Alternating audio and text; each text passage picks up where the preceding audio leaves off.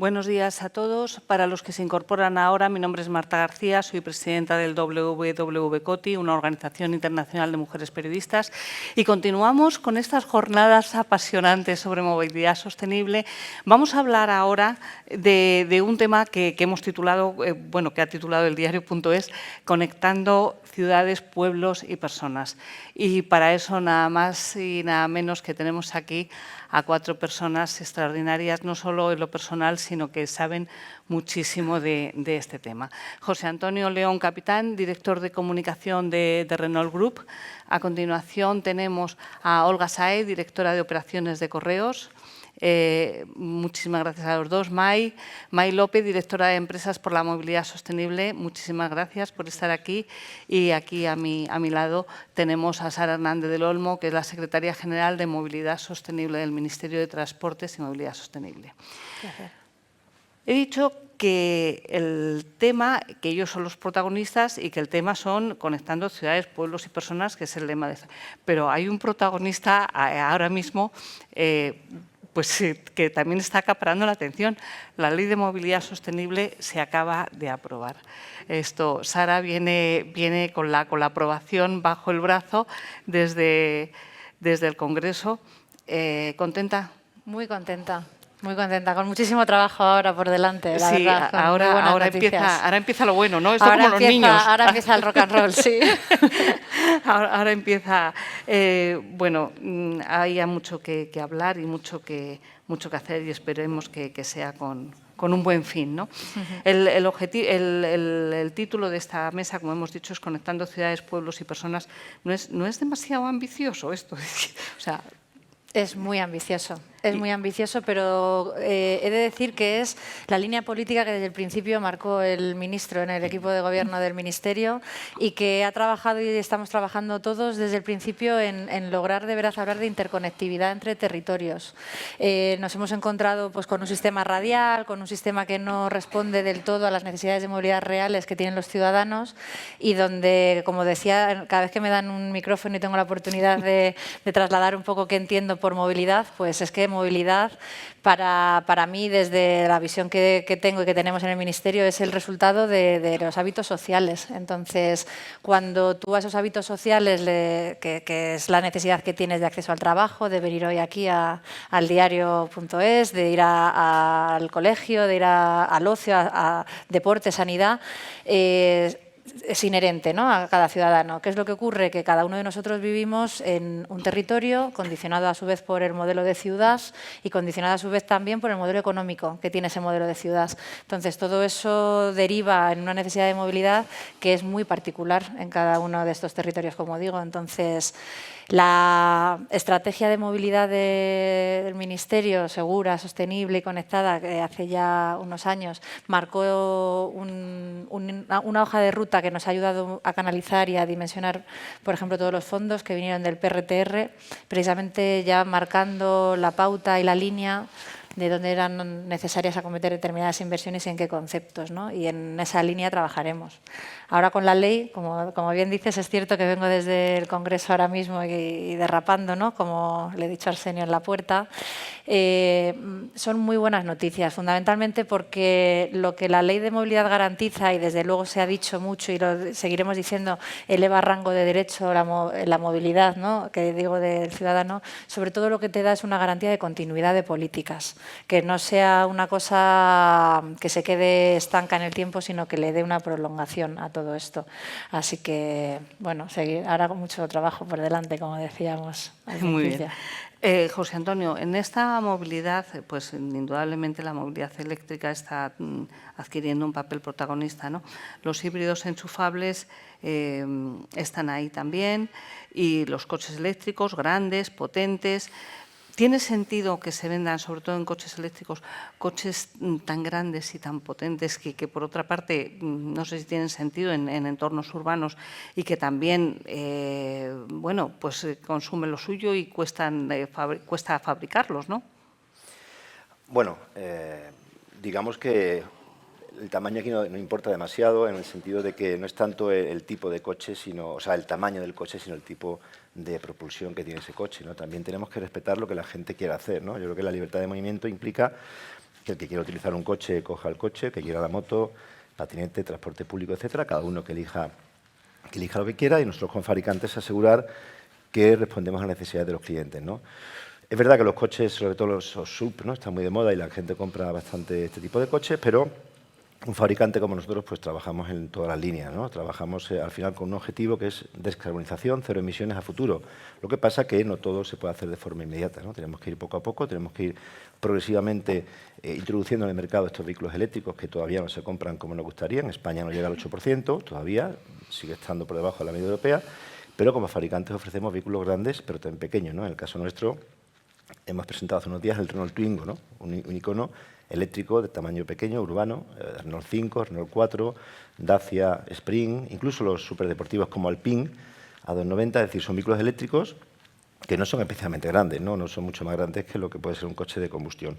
El tema está, como digo, en que podamos ser capaces de ir reduciendo esa huella de carbono cada vez más, ¿no? Y por eso invertimos miles de millones de euros, todos los fabricantes, en Europa, en España, para producir vehículos eléctricos, sí, pero también para ir reduciendo la huella de carbono de los vehículos híbridos, ¿no?, que es la gran apuesta del país. Ahora mismo, apuesta me refiero del mercado, ¿no? Son los coches que más se venden, ¿no?, los híbridos, y tenemos que intentar que esa gente que no puede acceder todavía a esa movilidad eléctrica pues se compre un coche que contamine lo menos posible, ¿no? La clave está ahí. Y en ese sentido, las fábricas españolas del grupo, por ejemplo, están produciendo actualmente toda la gama híbrida prácticamente de la marca Renault, ¿no? Y por tanto, eso es lo que tenemos que hacer, seguir trabajando para que, independientemente del tamaño, los coches que vendemos sean cada vez más eficientes. Pero no es una carrera de hoy para mañana, sino que necesitamos ir progresivamente hasta que la sociedad realmente vaya aceptando este tipo de coches y esas cuotas del 8% que decía antes de coche eléctrico lleguen al 80%. José Antonio habla, May, de reducir la huella de carbono. ¿Tiene sentido reducir la huella de carbono yendo cada uno en un coche? Hombre, tiene sentido porque tenemos que ir a esa descarbonización del transporte. No debemos de olvidar que ni España ni Europa produce petróleo, por lo tanto, todo lo que podamos descarbonizar es autonomía energética, es mayor competitividad y, por supuesto, menor impacto ambiental, no solo huella de carbono, no solo esas emisiones de CO2 que hemos ya bajado a nivel nacional y también a nivel de transporte, sino también calidad del aire, que también hemos mejorado, pero no debemos olvidar que esos límites de calidad del aire hoy en día están generando más de 20.000 muertes prematuras a nivel nacional. No debemos de olvidar que esos límites de calidad del aire cada vez van a ser más exigentes y, de hecho, a día de hoy ninguna estación a nivel nacional cumple con los límites establecidos por la OMS para partículas en suspensión de 2,5. Luego, son todavía muchos los retos que tenemos que enfocar y que no es solo cambiar la tecnología, donde el vehículo eléctrico cada vez va a tener más protagonismo, sino garantizar el uso óptimo de ese vehículo, donde la movilidad compartida es un elemento clave, ¿no? Y ahí, antes de nada, felicitar a Sara, ya que la tenemos aquí, porque salga ya esa ley de movilidad, que es algo que necesitábamos las organizaciones para tener esa seguridad jurídica. Sí decir que en lo que a movilidad compartida cada vez se está fomentando más ese coche compartido, pero que hemos perdido ahí un poco la oportunidad de fomentar ese autobús compartido. Hoy en día cualquiera de nosotros podemos compartir coche, pero el que un autocar, un autobús pueda disponibilizar las plazas no se puede según la LOT, ¿no? Tenemos que poner todo el autobús a disposición de un único contratante y es una pena porque es movilidad compartida 100%, ¿no? Entonces, bueno, ahí todavía, antes lo hablábamos, una de las ventajas que tiene la ley es que a nivel nacional se va a permitir ese sandbox. Confiemos que a través de ese sandbox empecemos a testar soluciones y pruebas que nos permitan validar y trasladar luego a posterior a iniciativas que ya veamos como realidades en nuestros entornos, pero que evidentemente la movilidad compartida es clave. Nosotros tenemos los premios internacionales de movilidad, esto como ejemplo. Uno de los proyectos premiados ha sido el primer car sharing 100% eléctrico rural, en áreas rurales, porque al final estos pueblos, estas áreas, no solo la movilidad se juega, digamos, en las ciudades, sino que nos movemos conectando ciudades, conectando territorios, y el ver soluciones como pues, coche compartido eléctrico en áreas rurales, pues nos ayuda también, ¿no?, a acercar estas soluciones de movilidad a todos los territorios. Olga, creo que desde Correos el área rural es uno de vuestros grandes retos, ¿no? ¿Cómo se hace para tener una red capilar que cubra a esa aldea pequeñita donde hay que llevar un paquete, donde hay que llevar una carta? Bueno, pues lo primero, agradecer al diario.es que incluya Correos dentro de uno de los vectores a los que hay que oír en un tema como la movilidad sostenible. Y bueno, llevamos 300 años comunicando a las personas y a empresas. Y por supuesto, pues el territorio nacional y las áreas rurales pues tienen una especial relevancia en cómo hacemos llegar las comunicaciones de las administraciones o de las empresas a los particulares. Se habla durante todo el día de dos palabras que se han repetido mucho, que son claves para todos los que estamos aquí. La primera ha sido sostenibilidad, la segunda eficiencia y yo incorporo una tercera que es la calidad, que yo creo que este trío de atributos, ¿no?, para una empresa como Correos pública, pues son un poco lo que nos animan a definir hacia dónde vamos, de dónde venimos, por supuesto, y hacia dónde vamos. Entonces, preguntabas muy bien cómo hacemos el reparto, cómo llegamos a todo el territorio nacional. Pues me voy a centrar en algo que creo que es diferencial de Correos respecto a otras compañías, que es lo que configura un poco la operativa logística de cómo llegamos a cualquier sitio del territorio nacional.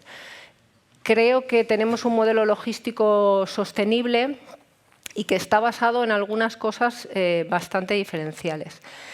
Tenemos un total de 23.000 carteros cada día en la calle, 23.000 carteros. A estos carteros al final hay toda una cadena de valor detrás de ellos para hacer posible que todos los días salgan a la calle con cartas, con paquetes, con notificaciones, con envíos certificados.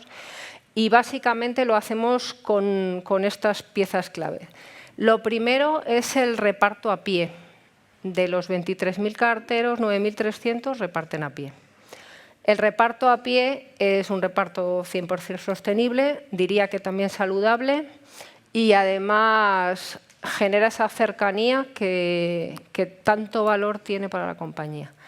El segundo aspecto clave es que consolidamos envíos, es decir, que a la que vamos a tu casa te llevamos el paquete, la carta y el certificado. Y eso pues también es diferencial porque hay empresas de diferentes sectores, pero Correos es la única que bueno, pues aglutina todo ese conjunto de envíos, eficienta el reparto, lo que también contribuye bueno, pues a una mayor sostenibilidad. Además de todo lo anterior, tenemos 1.800 hubs urbanos. El concepto de hub urbano que está tan de moda, pues Correos lleva teniendo unidades de reparto dispersas por todo el territorio nacional pues desde siempre.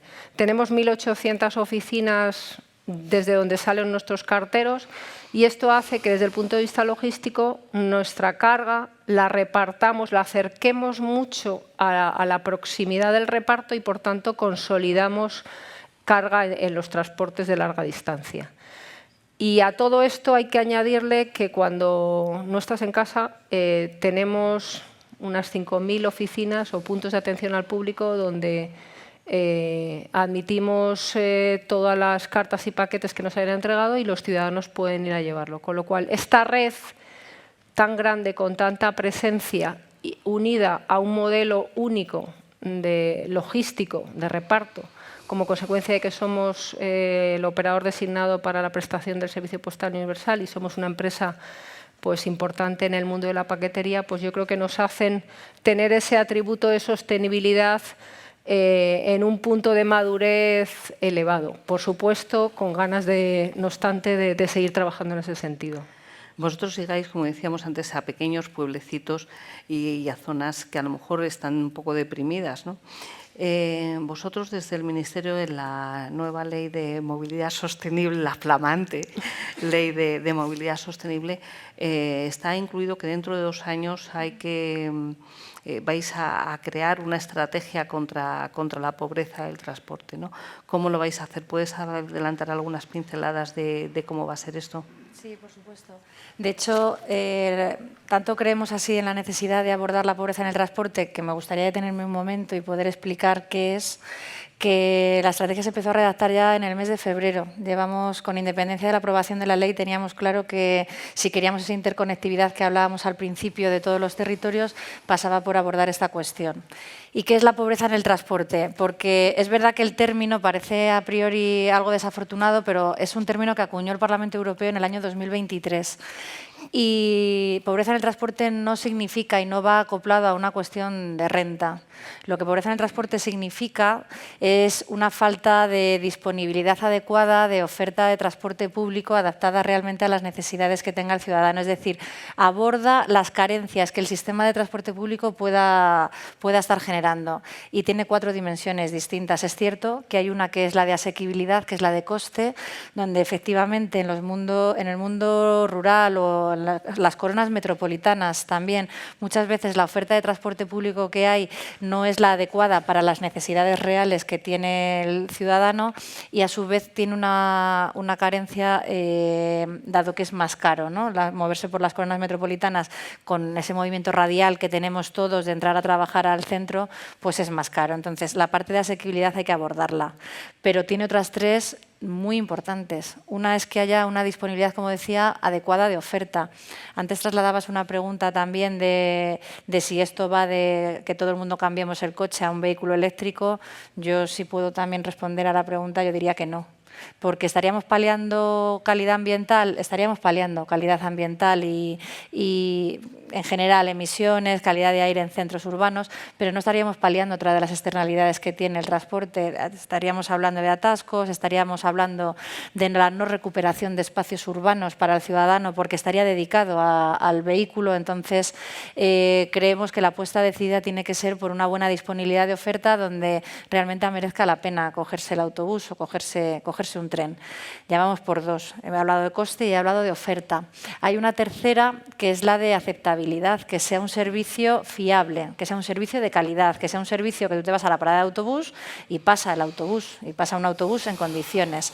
Y luego hay otra cuarta, que es la de accesibilidad, más allá de la accesibilidad universal, que por supuesto, sino la accesibilidad en tiempo, que yo efectivamente me coja mi medio de transporte y me garantice que voy a llegar en tiempo y hora a mi rincón, a mi sitio de trabajo, a mi sitio de ocio, a donde con esto yo comprenda que me quiero mover. Entonces, estamos trabajando en ello desde el mes de febrero. Es verdad que no sin dificultades, porque hablar de mundo rural, aquí es que se abre un debate muy grande. Muchas veces se asocia el mundo rural con la falta de recursos. Y no es cierto, esto no es cierto. Hay que hablar del coste del transporte en la cuenta final del gasto de un hogar, ahí sí. Hay que desacoplar el concepto de que la gente de baja renta solo tiene como opción el transporte público, porque no es cierto, porque la dependencia del vehículo privado de hecho es más alta en las zonas rurales por la falta de disponibilidad de oferta y porque el transporte público no está destinado solo a la gente de recursos bajos. O sea, hablamos de países como Estocolmo, como Seúl, como Londres, donde el transporte público, las personas que van en él es de todo rango de renta y sobre todo media alta también, porque van muchos perfiles profesionales de alta renta al trabajo. Entonces, con todo esto en la coctelera es lo que estamos trabajando. Indicadores que nos permitan identificar las necesidades, como digo, en todas estas áreas.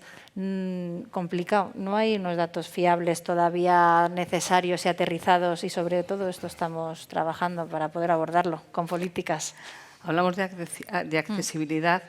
José Antonio, la gente se queja de que los coches son caros. Bueno, depende de qué coche y también hay que ver por qué. Ese aumento de precio, ¿no? Y uno de los motivos es la sobreregulación. Es decir, hay tantísima regulación en un vehículo que hace que nuestros ingenieros tengan que trabajar de una forma intensa en adaptarse no a una regulación única o una norma única al año, sino que son 10.000, estoy exagerando evidentemente, ¿no? Son una multitud de regulaciones y de normas que hacen que el coste de un vehículo se ve influenciado porque tenemos que adaptar el vehículo a esas regulaciones. Y no es que no estemos a favor, por supuesto, de que los coches sean más seguros y menos contaminantes, porque, como digo antes, es lo que estamos trabajando en el sector, sino lo que pedimos es una regulación que sea más clara, más sencilla y que tenga una visibilidad mucho más clara, ¿no? No puede ser que cada año surjan nuevas normas, nuevas regulaciones que hacen que al final, insisto, toda la maquinaria de la empresa se ponga a trabajar para que ese modelo cumpla esas normativas y eso influye claramente en el coste. Pero más allá de esto también tenemos evidentemente fórmulas para que la gente pueda acceder a un vehículo, ¿no? Partiendo del hecho de que, por supuesto, respetamos la decisión de cada persona, hay personas que utilizan el transporte público, coche compartido. Nosotros como fabricante, evidentemente, respetamos todo eso, pero tenemos que ofrecer vehículos a la gente que sí quiere moverse de forma individual, ¿no? O bien compartida o no, pero con su propio vehículo. Y en ese sentido estamos trabajando para que ese coste sea cada vez menor, ¿no? Y aunque el precio sea mayor porque los coches vienen más equipados, pero si hacemos esa curva, ¿no?, de cómo el coche eléctrico, por ejemplo, está reduciendo su coste respecto al coche de combustión, esa diferencia es cada vez menor. Es decir, el objetivo final es que los vehículos que contaminan menos o los que no contaminan nada pues sean más baratos, porque al final es la única forma de acceder a este vehículo. Pero además de eso, también tenemos fórmulas para financiar los vehículos, fórmulas para, por ejemplo, utilizar un vehículo solamente de forma puntual, para, por ejemplo, comprar un vehículo que puede devolver cuando pasa 1 año o 2 años, a cuotas bastante accesibles. Y además, incluso, pues tenemos una oferta que permite que una marca como Dacia, ¿no?, que es una marca que ahora mismo, por cierto, la marca más vendida en el mercado particular, pues sea un vehículo que cualquier persona con un umbral, ¿no?, de ingresos razonable pueda adquirir, ¿no? Esto, cuando hablamos, porque indudablemente los fabricantes tienen que ser rentables como todas las empresas, ¿no? Correos, ¿cómo lo hace? Porque llegar a esos sitios que a lo mejor llevas una carta a un sitio muy, muy recóndito, ¿cómo se puede hacer eso de una manera rentable y sostenible? Bueno, pues a pesar de que tenemos muchos carteros a pie, también hay mucho vehículo que hace reparto última milla. La flota de Correos es la flota más grande del país. Tenemos 14.000 vehículos cada día circulando por las calles de última milla. Y bueno, pues consideramos que Correos tiene que pasar por un proceso de descarbonización porque somos parte del sector de transporte de este país. El sector de transporte de este país es el causante de un porcentaje de las emisiones muy relevante y Correos pues tiene que apostar por ese camino, por la descarbonización. En este sentido, tenemos varias líneas de trabajo emprendidas para contribuir a la descarbonización. La primera es ir hacia una flota más verde. La última milla está también en los entornos más rurales, ¿no?, pero muy en el entorno urbano, contribuyen a la congestión de las ciudades, a la calidad del aire de las ciudades. Hay que compatibilizar un poco pues, los deseos de la ciudadanía o las necesidades de la ciudadanía con la legislación, con que tengamos unas ciudades habitables y que el desarrollo de la actividad social y económica sea adecuado. Y en ese sentido tenemos que mejorar la última milla y hacerla más verde. Correos lleva comprando vehículos eléctricos desde hace más de 30 años. Hemos probado todos los prototipos que se han ido lanzando, pero ya desde 2014 pues, muchas marcas, entre ellas Renault, pues, tienen de mercado vehículos eléctricos para el transporte. Entonces, nuestra flota eléctrica creo que es la más alta del país. Tenemos un 25% de vehículos de última milla en flota eléctrica. Y las inversiones que se han hecho en estos últimos años y que van a venir son muy importantes porque ahora mismo pues, el mercado de vehículo eléctrico es maduro también y no hay ninguna dificultad en acceder a él por robustez o por fiabilidad. El contexto económico pues, es relevante y efectivamente pues, ahí todas las ayudas que existan son interesantes para ir en esa vía, pero en el caso de Correos, bueno, pues en los últimos años hemos invertido más de 7 millones de euros en ese sentido y lo vamos a seguir haciendo porque nuestro objetivo es desde luego conseguir los objetivos que nos marca la normativa y la Unión Europea. Además del típico vehículo, la furgoneta, pues estamos explorando soluciones eléctricas más pequeñas, los vehículos de movilidad personal. Vamos a incorporar ahora 150 vehículos chiquititos, carros asistidos, que permiten pues, que te acompañen en un trayecto a pie. Y también tiene una plataforma a modo de patinete pues para desplazarse un poco en distancias un poquito más largas. También eléctrico, lo hemos probado, funciona bien y bueno, pues seguiremos trabajando en vehículos eléctricos de todo tipo pues para mejorar la última milla. Pero esto no es lo único que hay que hacer. Por otro lado, y se ha hablado también mucho hoy del tema de los datos, de la innovación tecnológica y bueno, aquí pues hay una línea de eficiencia clara que es aprovechar el desarrollo del Big Data para hacer más eficientes las operaciones. Estamos lanzando un optimizador de rutas y un gemelo digital porque al final el kilómetro que menos consume es el que no se hace realmente, con lo cual hay que intentar evitar los recorridos. Todo eso va a ayudar a mejorar la congestión de las ciudades. Y bueno, pues en estos años tenemos bastante trabajo en ese sentido. Hay una tercera cosa que creo que también es relevante y que seguro que todos estáis oyendo hablar de ello, que son la entrega en puntos de conveniencia o en PUDOs que llaman, fuera de casa, que es algo que está invadiendo las ciudades pues porque hay muchos lockers, por muchas estaciones, hay muchos comercios locales que están aprovechando el espacio que tienen en calle pues para permitir la entrega de paquetería y desde luego es una tendencia que mejora los kilómetros recorridos porque también los evita, porque va a una entrega efectiva de cada envío a la primera y en ese sentido pues no solo Correos, el resto de empresas estamos trabajando en tener una red lo más grande posible de puntos de conveniencia para evitar el trayecto personalizado a cada uno de los domicilios del país. Sin duda que es un trabajo extraordinario y una gestión complicadísima la de esas flotas. La inteligencia artificial, ¿qué parte, qué protagonismo está adquiriendo en todo esto, May? ¿Vamos a ver que nuestro futuro y la gestión de las flotas las gestionan los algoritmos? Bueno, la inteligencia artificial está aquí, pero no tanto como debería de estar. De hecho, todavía son muchas, sobre todo en el sector de la logística, las empresas que todavía no han integrado la inteligencia artificial en sus procesos. Es evidente que viene a ayudarnos para optimizar rutas, para la interacción con los clientes, para esos gemelos digitales que nos ayuda incluso también con ese Big Data a predecir en base a pues, nuestro histórico, en base a la climatología, en base a el día de la semana y en base a las campañas, ¿no? Y esto es interesante decirlo a unas semanas de uno de los periodos más críticos para las empresas de logística y de transporte como es el Black Friday. Pero también tenemos que decir que antes de la inteligencia artificial lo que tenemos que ser es inteligentes, ¿no? Primero porque esa inteligencia artificial también tiene un impacto y a mí me gusta dejarlo sobre la mesa porque es algo que tenemos que tener en cuenta, ¿no? Que según la Agencia Internacional de la Energía, la demanda eléctrica de los centros de datos ya alcanza 60 teravatios hora.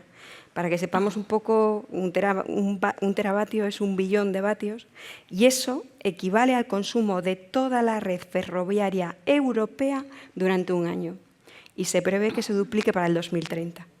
Luego, tenemos que ser conscientes de que la inteligencia artificial está aquí, pero también tenemos que ser conscientes de que todavía queda mucho y de que cómo lo estamos utilizando tiene un impacto que tenemos también que minimizar, ¿no? Luego, me quedo con la frase de Olga de el mejor recorrido es aquel que no se realiza, que debemos de esa inteligencia aplicarla cómo optimizar trayectos, cómo ese transporte público, por supuesto, tiene que ser la prioridad y el eje sobre el que se vertebre toda la movilidad sostenible, que ya no es solo un tema ambiental, sino estratégico. Hoy venía de la mesa de la movilidad y el turismo, en un sector como España, donde es el segundo destino elegido para los turistas y donde somos el quinto a nivel mundial en beneficio de ese ingreso por turismo. La movilidad representa 3/4 partes del impacto de ese turismo y también es un criterio para decidir si vamos o no a un destino, que los territorios estén conectados y tengan opciones de movilidad permite un desarrollo económico, permite una calidad de vida, y es que la movilidad es ese termómetro económico. Luego, vamos a racionalizar la movilidad, vamos a evitar trayectos innecesarios, vamos a poner sentido común a ese comercio online para volver a consolidar los envíos, muchas veces para evitar esas devoluciones innecesarias que estamos habituando a los consumidores a que hagan, para evitar desplazamientos que no necesitamos realizar. Vamos a consolidar también esos transportes, esos desplazamientos no solo de mercancías, también de personas, y luego sí, apliquemos esa inteligencia artificial que también debe tener la consideración dentro de esos diseños, de esos algoritmos que estamos utilizando, de minimizar ese impacto ambiental, porque, insisto, ya no es solo un tema de consumo energético, es un tema también de consumo hídrico en un país como España con un estrés hídrico ya bastante elevado. Sara, cuando hablamos de movilidad sostenible, cuando hablamos de neutralidad climática, no solo hablamos de transporte por carretera, está también los ferrocarriles, también todo el tema logístico que a veces va no siempre por carretera. ¿Con qué herramientas cuenta el Ministerio y cómo piensa hacerlo para alcanzar esta neutralidad climática? Pues mira, la Ley de Movilidad refleja un poco el abanico transversal que va a abarcar ahora mismo todo el Ministerio. Es verdad que la ley eleva por primera vez a rango de ley, valga la redundancia, disculpadme, esta neutralidad climática del sector de transportes, porque hasta la fecha se ha hablado de neutralidad climática siempre en el ámbito de la planificación, pero no en rango de ley, y va a ser el resultado de la interposición de muchísimas políticas todas juntas. ¿Qué quiero decir con esto? La ley cuenta, en primer lugar, con establecer un modelo de gobernanza. Esto aquí es clave y es muy importante porque la movilidad está fragmentada en competencias en todos los niveles de la administración. Entonces, lo que no se puede es trasladar esa fragmentación y esa barrera administrativa a lo que es el ciudadano, a lo que es la mercancía, ¿no? Porque la mercancía, lo mismo, es el resultado de los hábitos de consumo y la necesidad de abastecimiento, ¿no? En segundo lugar, estableciendo y creando un mecanismo de financiación estable, como va a ser el FECMO en este caso, para la financiación del transporte urbano e interurbano, donde se puedan definir criterios y parámetros objetivos en los que determinar cuál es la necesidad de financiación que va a haber por todos estos territorios que comentábamos. Más cosas. Se van a abordar la planificación de infraestructuras en todo su conjunto. Se crea el instrumento de planificación multimodal, que es el IPEM, que lo que va a hacer también es hablar en términos, yo esto lo estudiaba hace muchos años cuando decían la comodalidad, ¿no? Que es el uso eficiente de todos los medios y sistemas que pueda existir de transporte, ¿no? Realmente cuando hablemos de crear y construir cadenas de suministro que realmente sean resilientes y competitivas, con lo que significan las dos palabras, ¿no? Con lo que significa sumarle la flexibilidad de la carretera al ferrocarril y lo que supone sumarle la garantía de volumen y de transporte masivo a lo que es la carretera, ¿no? Que hablemos de complementariedad, que hablemos de construir cadenas, que hablemos de construir oferta. Y entonces se aborda la parte de infraestructuras y la parte de servicios. La ley es muy extensa, no pretendo entrar ahora en cada una de ellas, pero aborda el ferrocarril, aborda la carretera, aborda el modo marítimo y aéreo también, donde hay que hacer deberes y donde hay que hacer también cosas en materia de electrificación. Crea también, muy importante, el EDIM, que es el espacio de datos integrado de movilidad y que yo creo que es una muy buena noticia porque no es que sea solamente una base de datos o un data lake, como dicen los expertos, que no soy yo la experta en datos, sino que crea una interconectividad entre administraciones, operadores privados, operadores públicos, Europa, y donde lo puedes escalar e ir sumando funcionalidades, ¿no? Como es la parte de ticketing, como es la parte de comercialización, bueno, sobre la que ir creciendo y dando un mejor servicio al ciudadano, que en definitiva es la parte central de la toma de decisiones. Y luego un tema que no me gustaría irme de aquí sin abordar y que Mailo comentaba antes, que hemos hablado antes de arrancar, es el sandbox. Hablábamos también de que el transporte es uno de los principales sectores, que emisores y demás. Es cierto. O sea, el transporte y la movilidad, que se entiende, si entendemos la movilidad en su conjunto, efectivamente es uno de los sectores que más emite. ¿Pero por qué?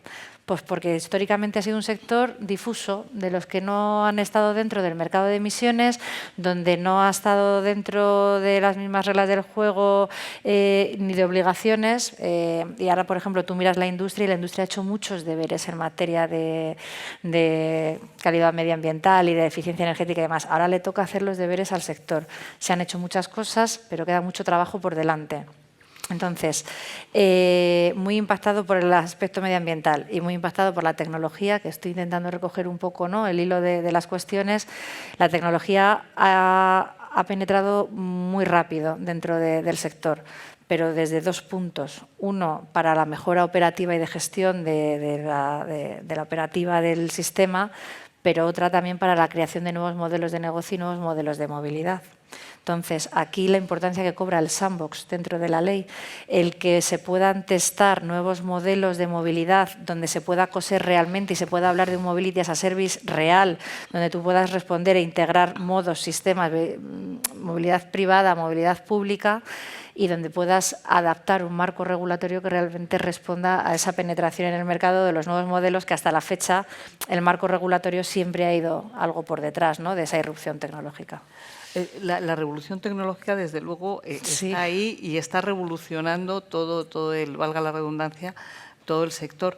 Vosotros, desde el sector del automóvil, lo sabéis muy bien, que ahí tenéis un par de pilares, un par de asuntos nuevos en todas las operaciones. Una es la irrupción de las marcas chinas, por una parte, y por otra es el cómo vencer el recelo al coche eléctrico, porque el coche eléctrico, que si se puede incendiar, que si no sé qué, que si la autonomía, que si...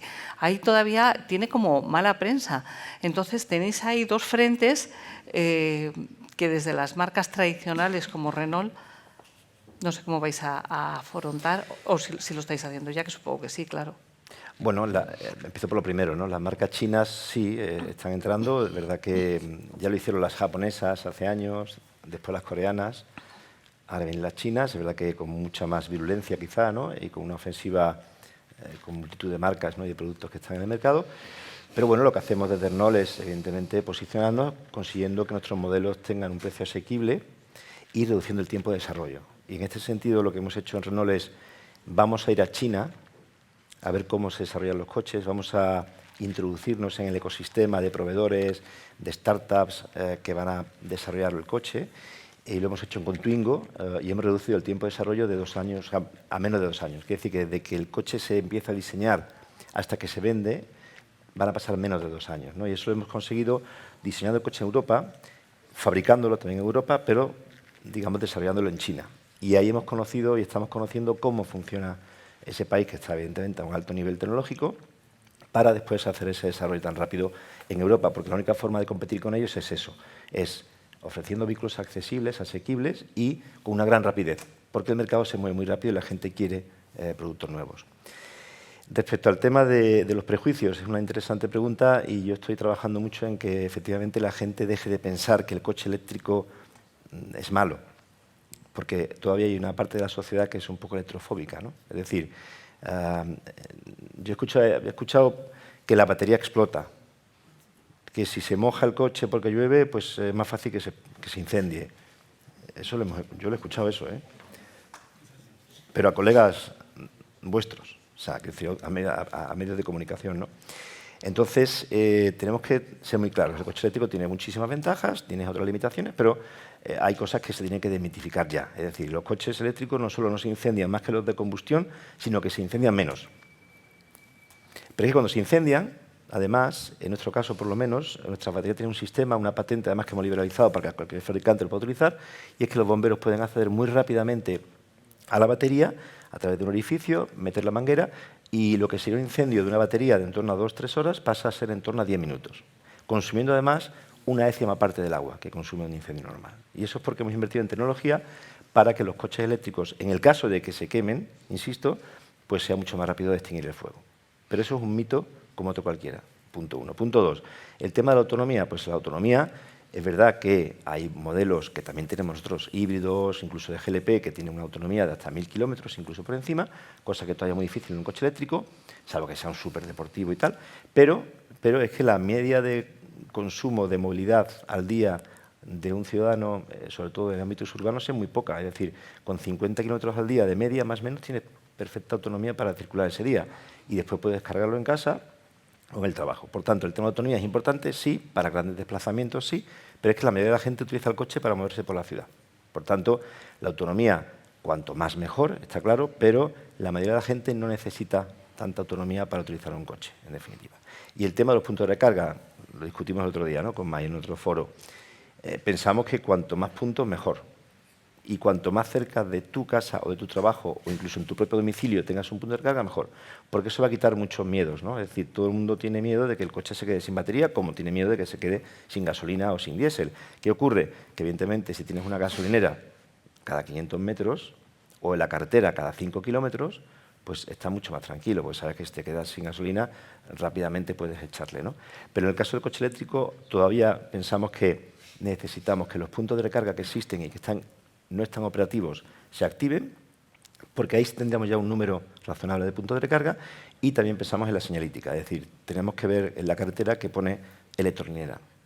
No solo para la gente que utiliza el coche eléctrico, que tiene aplicaciones en el smartphone para poder reservar un punto de recarga y tal y cual, sino para la gente que no tiene coche eléctrico y también tiene esos prejuicios de que es que no hay punto de recarga en la carretera. Entonces, si ven señalizado que hay un punto de recarga cada 5, cada 15 o cada 20 kilómetros, pues seguramente sea mucho más fácil que ese cliente que actualmente utiliza un vehículo de combustión se pase al vehículo eléctrico. May me pide la palabra muy breve porque se nos está acabando el tiempo, Solo por favor. complementar, es que efectivamente hay más de 10.000 puntos de recarga que están instalados pendientes de conexión. Eso está costando más de 114 millones a más de 170 operadores de infraestructura de recarga. Antes estaba aquí Moeve es uno de ellos, que está haciendo una gran apuesta por desplegar infraestructura de recarga, y ese usuario de vehículo eléctrico está viendo día tras día, mes tras mes, año tras año, un punto de recarga que no funciona, cuando lo que es que está pendiente de esa conexión. Entonces, bueno, importante también tener el altavoz para lanzar el mensaje de que debemos de agilizar los trámites, de que hay 170 operadores que están operando esa infraestructura de recarga, 114 millones les está costando esos más de 10.000 puntos sin poner esa conexión, y que el 50% de la infraestructura de recarga depende de 2 operadores que además son compañías eléctricas, y que quizás tenemos también que poner foco ahí para agilizar esos trámites y esos procesos. El título de esta mesa redonda es Conectando ciudades, pueblos y personas. Aquí lo vemos. Estoy segura de que todos tenéis un pueblo de referencia, un pueblo al que os gusta ir de vez en cuando. José Antonio. Bueno, yo soy de Sevilla y mis padres viven en un pueblo que se llama Alcalá de Guadaira, que está muy cerca de Sevilla, y cuando voy a... vive mi hermana, viven mis padres, y por tanto pues es un pueblo... ¿Qué es lo bueno de... A ver, véndenos vuestros pueblos? Bueno... pero muy rápido, ¿eh? Sí. Que se os va la pasión y tampoco pues... Yo creo que la cervecita con... no sé qué decirte, pues tampoco es mi pueblo realmente. Tengo cariño porque mis padres viven allí. Bueno, se come muy bien y es como es Andalucía, ¿no? Muy abierta y muy social, y hay muchas terrazas y, bueno, un sitio muy agradable. Y está cerca, además, por ejemplo, los Pinares de Romana, que es un parque natural muy bonito, donde hace años se concentraba la selección española de fútbol, en fin, bueno. Es un pueblo para vivir. Olga, ¿tu pueblo de referencia? Pues es donde están mis raíces, el pueblo de mis padres, Blasco Sancho, en Ávila. 70 habitantes, muy distinto a Alcalá de Guadaira, seguro.